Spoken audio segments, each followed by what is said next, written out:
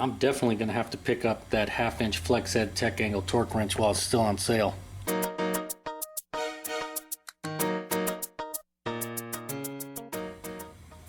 Alright, got a snap-on tool haul video for you today. But first, my snap-on guy let me shoot a little bit of video inside his truck. So right now I'll insert that video right here.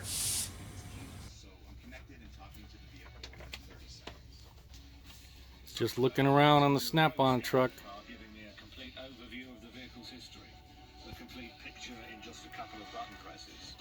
It's my first step towards solving the puzzle. Solus Edge is so fast. This thing's cool. I gotta get one of I these. can make selections with the touchscreen or the thumb pads on the side. The menus and icons are in one consistent format, so it works the same across all the manufacturers. I need to spend my time fixing cars rather than learning how to use complex tools. The tool's comfortable to hold. Well, how about this angled screen? It's easy to read in the shop or outside in bright sunlight. It just feels right. I don't believe in guesswork. Lots of stuff to buy. I can get to more detailed information pretty fast. So, if I discover codes present, I want to take a closer look at what's causing them. I can display the data the way that works for me. Alright, hope you guys enjoyed that quick little tour. He told me, my snap-on guy told me it was alright if I filmed in there. He didn't want to be on camera though. The reason I was in there, not to buy a Vantage Ultra. I've already had this for years. If you've seen my videos, you've seen me use this. But my tool is pretty out of date.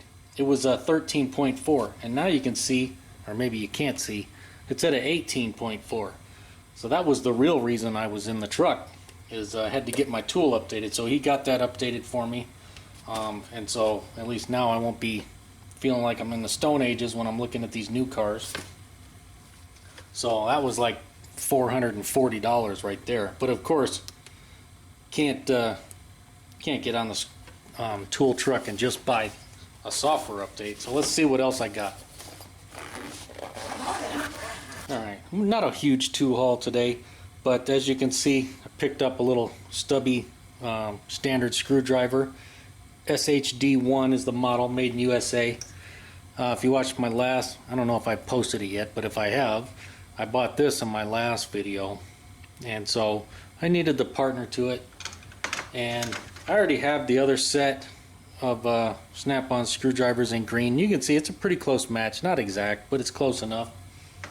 But the set, when I bought them years ago, I didn't have the stubbies in there. So I've been wanting to get the snap-on stubbies, and finally at least I have the Phillips #2 and the standard now. Let's see what else I got. I also picked up a couple of 0-degree offset wrenches. This one's going to be a 10 and a 12 millimeter, 10 on one side, 12 on the other. And this one's going to be a 14 millimeter and a 17 millimeter. And they're both made in USA. This one, the part number X-Ray Delta Hotel Fox Mike 1417. And this one, X-Ray Delta Hotel Fox Mike 1012. And basically, these are not like a universal type teeth in there. These are just a standard 12-point teeth, metric. And obviously 0-degree offset, so they're not bent in any way, so they're going to go straight in. So in many applications they'll fit, but in some applications where you need, a bent wrench, it's not going to fit. And the reason I got these sizes, 10, 12, 14, 17, that's the most common sizes on Honda. I mean, you have these four combinations, you can take apart about 90% of the fasteners on a Honda. These are like a standard type length. They do make a little bit longer one with different combinations. I wanted these that are a little bit shorter because I do have a long set of gear wrenches. Here, I'll show those. And you can see here a similar set, the 0-degree offset from gear wrench. Obviously, these are the same sizes on both sides, so we got a 14 and a 14, but this does have a flexible ratcheting head, which is nice. I mean, I really like these wrenches. Same thing, here's a 10. So you can see that the gear wrench, this version is a little bit longer than these, but like I said, Snap-on does make a longer version. But the one place where I'm disappointed in these gear wrench is that they have like a universal spline fitting or teeth in there. and I've never been a huge fan of that. Yeah, it works, but it always seems to be just a little bit loose. Where you get the standard, 12-point wrench head on there, those grab the fasteners really good, especially Snap-on. The tolerances are really tight. So, if you're buying a Snap-on wrench, I mean, you're getting good quality. I do have here's a 10mm head right here, and you can see not really any play in there. That really fits nice and snug. Really snug. You can see it kind of grabs on. Where the 10mm here, it's always, I don't know if you can see that, but it's always just a little bit sloppy in there, You can see it definitely doesn't grab it like that one. So that's the only aspect where I've always been a little disappointed in these gear wrench ones, but they still work, and I haven't stripped out a fastener or anything like that, but I definitely wanted to have a set of a longer double boxed in wrenches. I mean, literally, I could put both of these in my back pocket and just go to town on a Honda and never have to go back to the toolbox. Alright, and I also got this set of pliers. This is going to be model Papa Lima 307 Alpha Charlie Fox 61. And normally this is a 3-piece set. So you get the 3 pliers, and then this is a special deal where you get this duckbill plier for free. And I really wanted this set of pliers right here, and so my Snap-on guy was like, hey, why don't you just buy the set and you get all 4. So, alright, let's get this thing opened up.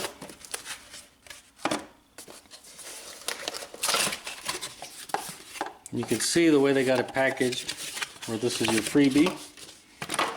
Right there, the old duckbill pliers.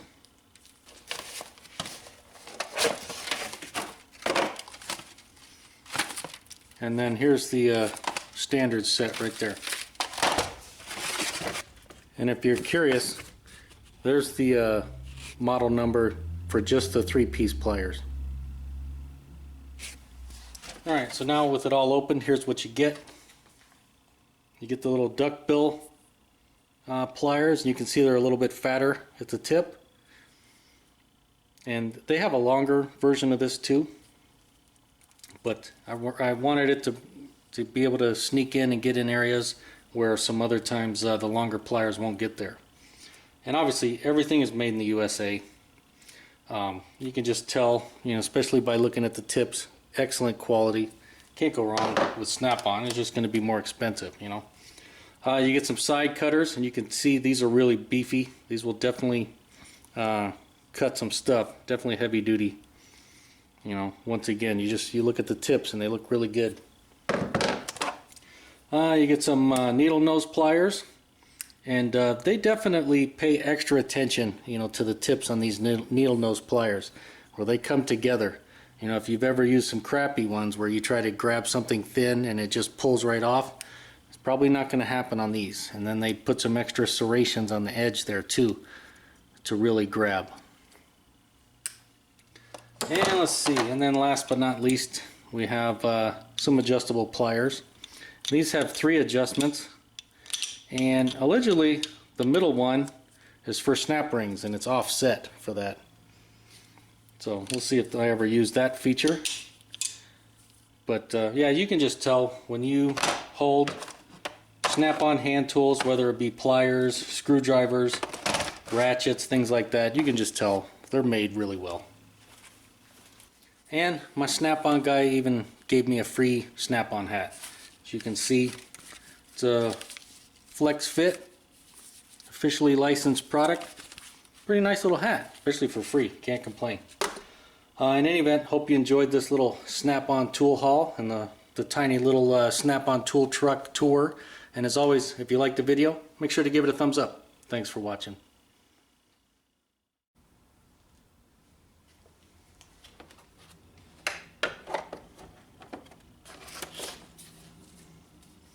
Well, it was on sale, and it goes to 300 foot-pounds, so why not?